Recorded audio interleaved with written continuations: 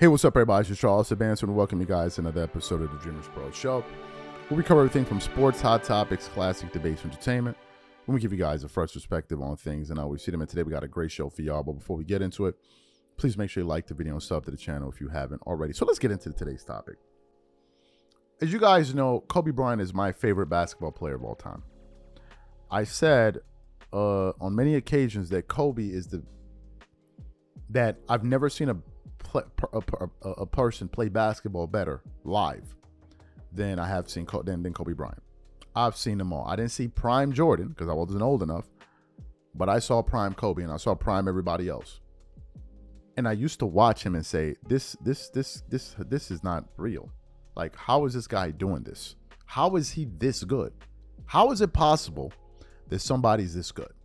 Then I did my research and started watching a lot of Jordan footage, and then I came to the conclusion that Jordan was better, right? But Kobe patented his game after Jordan. There are a lot of similarities and some differences, and a lot of that has to do with some of the attributes that were unique onto various players, or both of these players. So I remember, I think it was the 2015 All-Star game, where Greg Popovich, and thoughts and prayers to Greg Popovich, said he spoke to Kobe at that All-Star break and told him to get in the air of Kawhi Leonard. The video's out there. You can hunt it down. And Kobe started working with Kawhi Leonard. In the very next season, you noticed a transformation in Kawhi's game, his offensive game, because he's always been a defensive stalwart. And I remember the game that they played against the Sacramento Kings, and DeMarcus Cousins said, he's good. I heard him been working out with Kobe. He's really, really good. All right? People were in amazement. And that was when I started following Kawhi Leonard. And one of the reasons, or some of the reasons I decided to follow Kawhi was, number one, Kobe Bryant gave him the stamp of approval.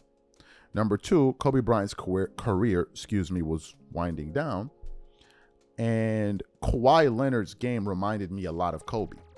So it was only natural for me to like his game. That's why Kobe fans and Jordan fans get along wonderfully, because both players have very similar playing styles, similar attitudes, etc.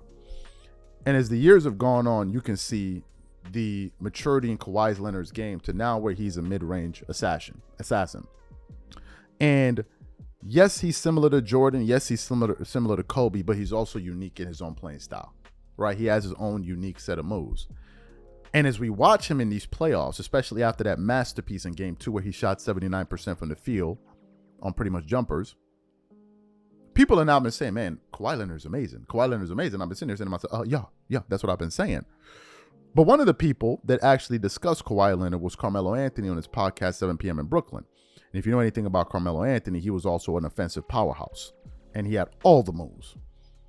And Carmelo Anthony, as he's talking about it, he basically began to break down why Kawhi Leonard is so difficult to guard and the part of his game that seems to be a lost art. And as I'm listening to him, I'm like, this guy's perfectly explaining why Kawhi Leonard is like a modern day Kobe / Michael Jordan. Before we even get into Carmelo's Anthony's breakdown here, today's video is brought to you by a sponsor, Game Time.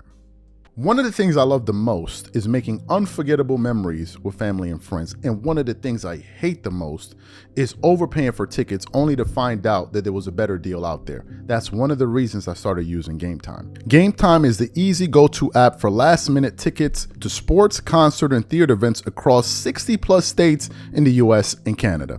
Game Time saves me time, money, and stress by curating only the best deals, so I'm not wasting a whole bunch of time scrolling through overpriced tickets. Game Time Picks is my favorite tool. It highlights the best value seats instantly.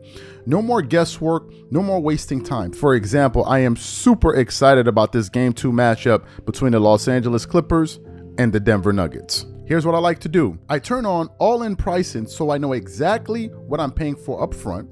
I check Game Time Picks to find out the most valuable deals. And finally, I pick the ticket I want. I choose between the cheapest deal, the great deal, or the amazing deal. Once you select the ticket you want, you can use their panoramic seat view to ensure you know exactly what you're getting before you buy. So take the guesswork out of buying tickets with Game Time. Download the app, create an account, and use code CLNS for $20 off your first purchase. Again, create an account and use redeem code CLNS for $20 off. And remember, whenever you support this sponsor, you're supporting this channel. Thank you. So what we want to do is we're going to play exactly what Carmelo Anthony had to say about Kawhi Leonard's game, and then we're going to come back and continue on the show. Take a listen to Carmelo here. And utilize it a part of the game that nobody else can utilize. The mid-range is his money. Mm-hmm. He's efficient. He's effective. He gonna get to his spot. You don't know how to guard that because you don't guard that. Nah. You don't defend that. You don't practice how to defend that. And it's So simple you got somebody buckets, who kind of mastered those spots. This is what we said with Kawhi. I'm just gonna get to my spot, left, shot fake, boom, jump into you, get to my spot, post fade. Like, he making the game super simple. He make it look easy. Like, because we don't see that in the game today. So when you see it, you got to really lock into somebody who's in those areas in the ISO situation. You got to really pay attention as a fan, right? So that's why it looks so crazy, because we ain't seeing that no more today. And he's one of the ones who know how to operate and wants to operate in those areas. He's playing D. I mean, he's always been a defender, but he's healthy now. You know what I mean? Switches and, he's moving. Laterally, he's moving. He got his bounce back, his pop. Kawhi's good, bro. Yeah, he's better than good. Yeah, man. I mean, he's great. Kawhi's special. Always been special. I love watching Kawhi play because I know the essence of how he plays. Yeah. And you're like the mid-range Mr. Miyagi, right? Like, you watch your joint. I mean, so, like, as the master of it, as one of the masters of that area of the game, why is that specific part of the court so difficult to guard in this day and age? It feels like everybody either goes for threes or gets to the rim or tries to get fouls or step backs, but simple 1-2 dribbles in the mid-range, especially when you're efficient, just seems like it's an unguardable thing. And we're seeing it with Kawhi. Yeah. We've seen it with you. Why is it that part of the court is so difficult to stop? Because for now you want space. Everybody wants space. You want to space the court. So now that it's space, and you got somebody who can navigate within that open space, it becomes super easy in the sense. Like, it's so much space. If I know that I'm able to do that, if I know that I'm allowed to do that, I'm playing the in-between game. Not every time I want to go to the rack. Not every time I want to shoot a three. I want to be able to operate in these dimensions over here. And it's so much space out there with James and doing what he's, you know what I mean? Zubac is playing like he's playing well. So now, because you don't practice that, you don't practice how to guard that, you can't switch nothing. So you on the island. So whoever is on you is on you. Right? And it's me and you, because they're not double teaming. They're not sending a guy. They're not going to send somebody from the corner. No, they're not doing that. It's mano a mano, and may the best man win in that situation. So you heard what Carmelo had to say there. Here's some thoughts as I was prepping for this particular segment. As I was thinking about that, and I was listening to Carmelo, I now said to myself, now what I want you guys to do is just think about how much better Kobe and Jordan were than Kawhi. I want you guys to think about it. I want you guys to just, if you need to play the audio back of Carmelo, listen to it again, and then come back to this point of video. Listen to what he said. Apart from the fact of his moves and all of that, he talked about the way he can operate and the spacing and all of that. So if Kawhi is as good and as efficient as he is, and he's damn good because of the nature of the game today, imagine just how much better Kobe and Jordan would have been in an era, or rather, if we think that Kobe and Jordan are so great, imagine that they were doing that in an era where there was poor floor spacing and more physicality. Go look at Kobe Bryant highlights with his fadeaways. Go look, everybody's next to each other on the court because the floor wasn't spread out.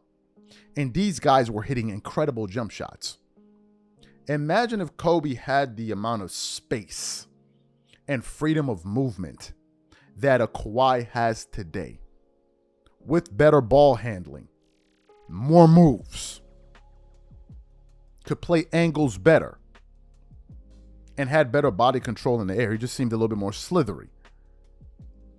Imagine how much better he would be. So for as great as we think Kawhi is, and he is damn good, it also reveals to you just how good Kobe and MJ truly were. And what's even more spectacular about Jordan was his game was just predicated on twos. Jordan barely shot any threes. Barely. It was crazy. I forgot the amount of threes he made that year when he scored 37 a game. It's crazy. So as we appreciate Kawhi, we understand where he got it from.